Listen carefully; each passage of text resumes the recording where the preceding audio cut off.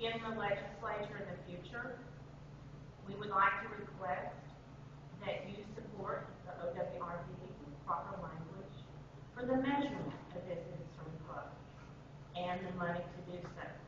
It has been kicked around since 1980, and in-stream flow measurement often pits the environmentalists against municipalities, oil leagues, certain insurance companies. And what has happened is that a small group of very vocal lobbyists have swayed the legislature to not study our water properly.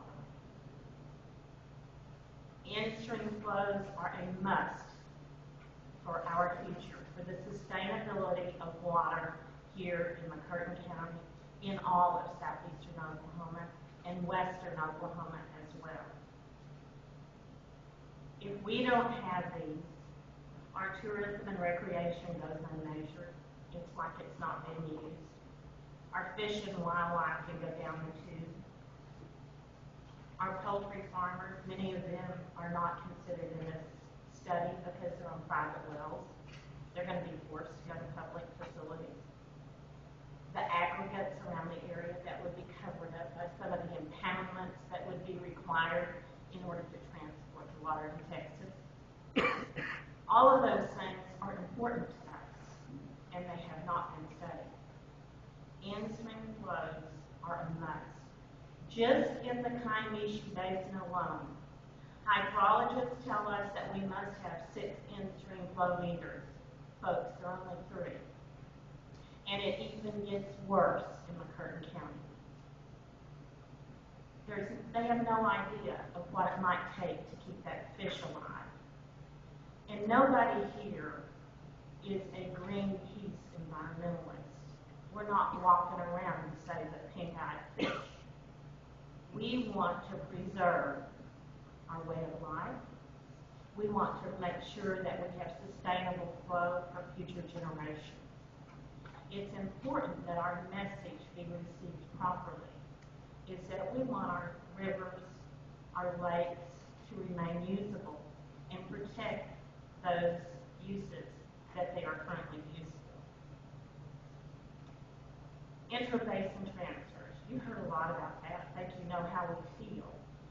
So Texas, our neighbors to the south, has very definitive legislation on intrabasin transfers. I would like to see us adopt some of their legislation, or their language.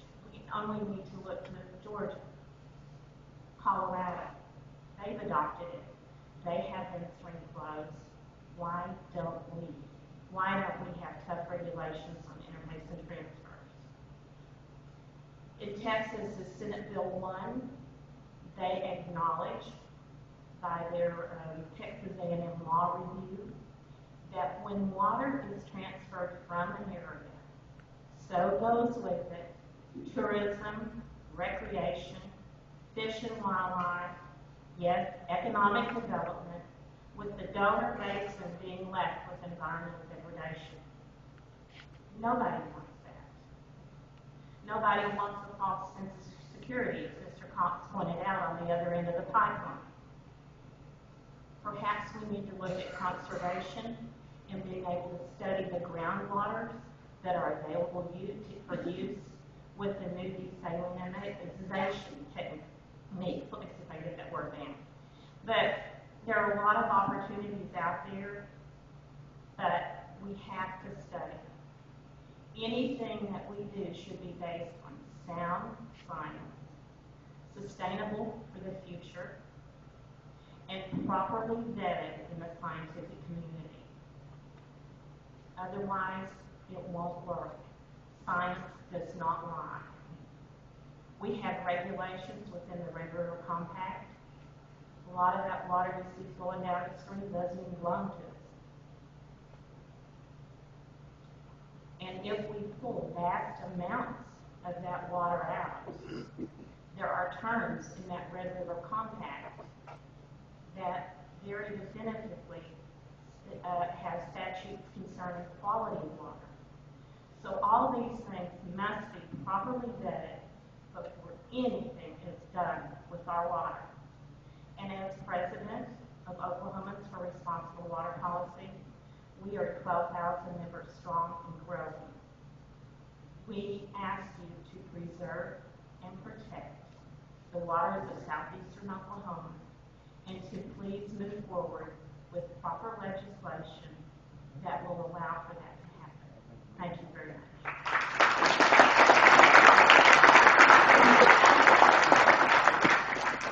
Next, we have Mr. Gary Kirby.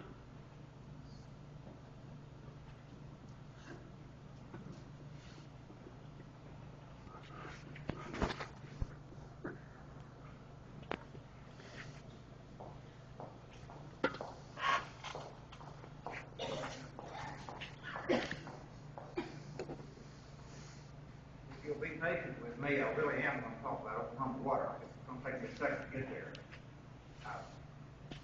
I graduated from Auburn University with a master's degree in 1975. My first job was to help the state of Florida divide,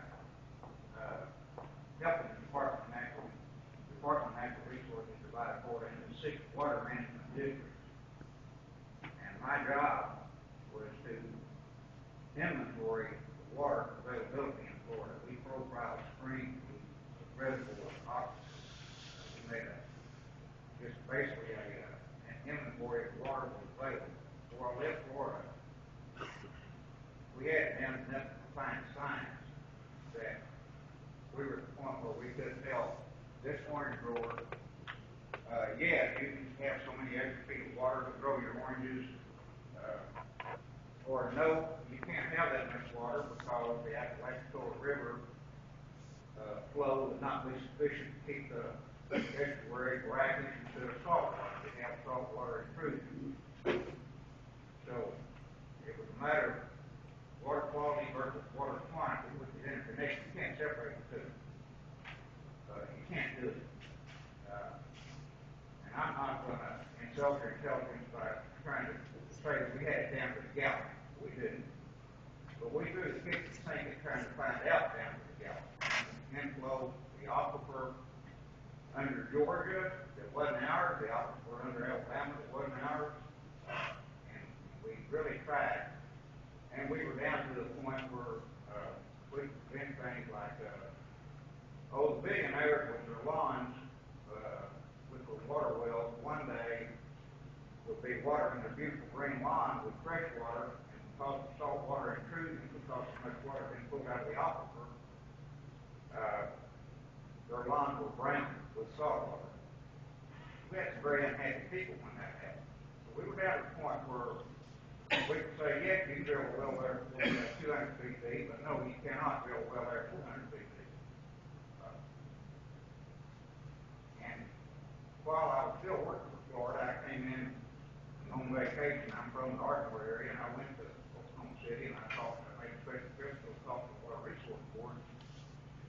And I asked them if they, I'd like to do the same thing for my state of Oklahoma. We kind of got everything together down there.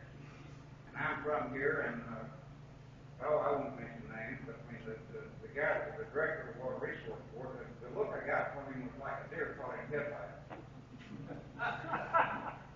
I was talking over his head at his office. And I guess I have more of a question than a comment today. Does Texas have such a comprehensive study that they know how much water they're going to need to expand Dallas-Fort Worth? Or are they just saying, with the John Wayne Swagger shooting from the hip, we're just going to build what we want to, and we're going to take your water. You got that water down here yet, boy? That's not the way to do it. I guess my question is, does Oklahoma have the type of study we did in Florida? Does Texas have the type of study we did in Florida? If they don't, neither Oklahoma or Texas knows where they have any water settlement. Thank you.